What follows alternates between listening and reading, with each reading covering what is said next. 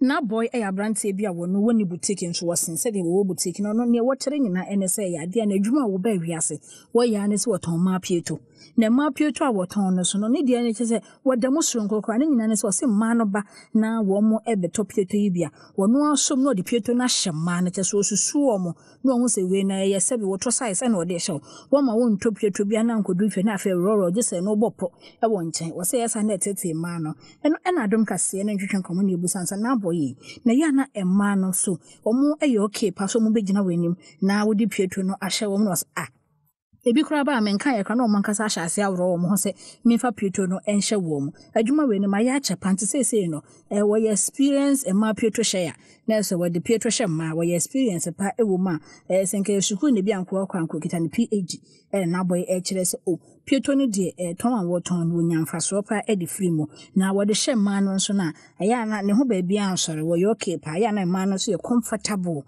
wo mo chese wo mani gye ho se wadi pieto no obesusu wo mo na wanya size na ene wo motofa no e de ama wo mo na o masom etimi adwe wo mo.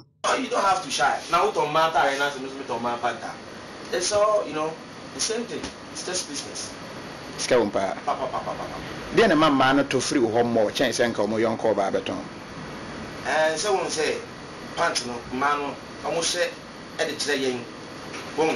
It is a mean mere bear man I mean so say once they appreciate it, they are okay with me. Say me say yeah, be man, me say me ton pants. I'm for say whoever it's better buying from the guy than the lady.